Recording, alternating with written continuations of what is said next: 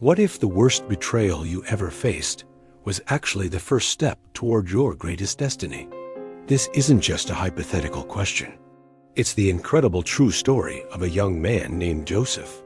His life is a masterclass in how suffering can be transformed into strength and how a dream can survive even the darkest pit. Let's start at the beginning. Joseph was the 11th of 12 sons, but he was his father Jacob's clear favorite. To show his love, Jacob gave him a stunning, colorful robe. While it was a symbol of love to Joseph, to his older brothers, it was a constant, irritating reminder that they weren't the favorite. This blatant favoritism planted a bitter seed of jealousy that would soon grow into something much uglier. Then came the dreams. Joseph started having powerful visions.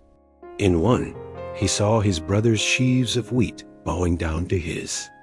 In another, he saw the sun, moon, and 11 stars bowing to him. Being young and perhaps a bit naive, he shared these dreams with his family. You can probably guess how that went over. His brothers, already simmering with resentment, now saw him as arrogant and delusional. Their jealousy turned to outright hatred. It's fascinating, isn't it? His destiny was revealed right at the start, but it only made the path to it more dangerous. One day, his father sent him to check on his brothers, who were tending flocks far from home.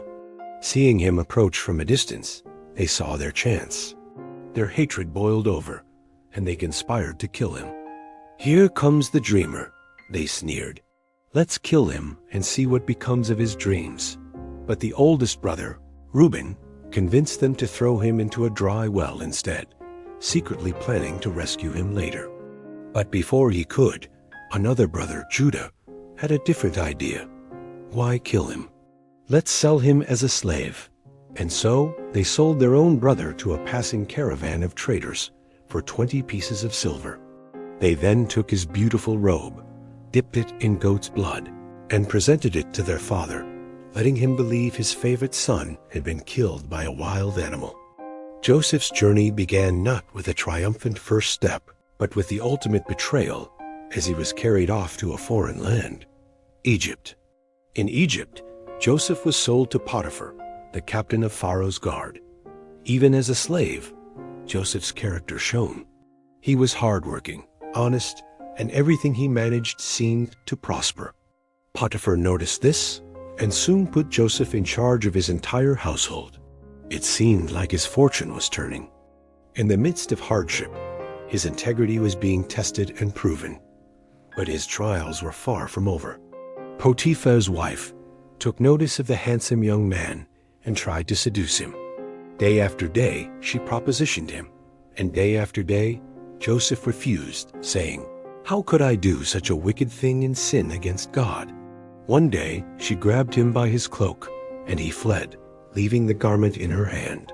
Humiliated and furious, she used the cloak as evidence, falsely accusing him of attacking her. Potiphar, enraged, threw Joseph into prison. Think about that. He did the right thing, yet he was punished for it. It's a harsh lesson that doing good doesn't always protect you from injustice. Now, in the darkness of a royal prison, it would have been easy to give up. But even in chains, Joseph's purpose wasn't extinguished.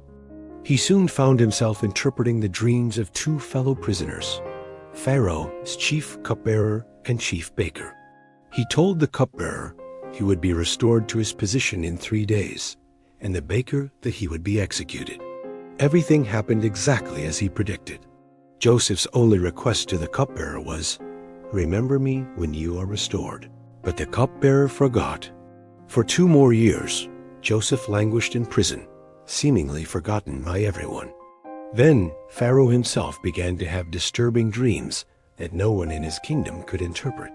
He dreamed of 7 fat cows being devoured by 7 skinny cows, and 7 healthy ears of grain being swallowed by 7 thin ears. Suddenly, the cupbearer remembered the young Hebrew in prison who could interpret dreams.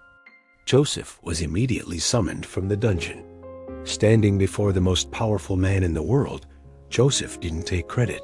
He said, "I cannot do it, but God will give Pharaoh the answer." He explained that the dreams were a warning from God. 7 years of great abundance would be followed by 7 years of devastating famine.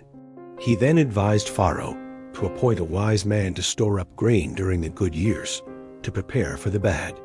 Pharaoh was so impressed by Joseph's wisdom and spirit that he declared, "Can we find anyone like this man? One in whom is the Spirit of God?" In a single day, Joseph went from prisoner to prime minister. Pharaoh made him second in command over all of Egypt, giving him his signet ring, a fine linen robe, and a gold chain. The years of slavery and imprisonment, the betrayal and injustice, they weren't meaningless. They were his training ground, preparing him for this very moment. Just as Joseph predicted, the famine came, and it was severe. People from all over the world came to Egypt to buy grain, including a group of 10 brothers from Canaan. They came and bowed down before the powerful Egyptian governor, not recognizing him as the brother they had sold into slavery decades ago. Joseph's dream from his youth was fulfilled. His brothers were bowing to him. But Joseph didn't reveal himself immediately. He needed to know if their hearts had changed. He tested them, accusing them of being spies and demanding they bring their youngest brother Benjamin to prove their story.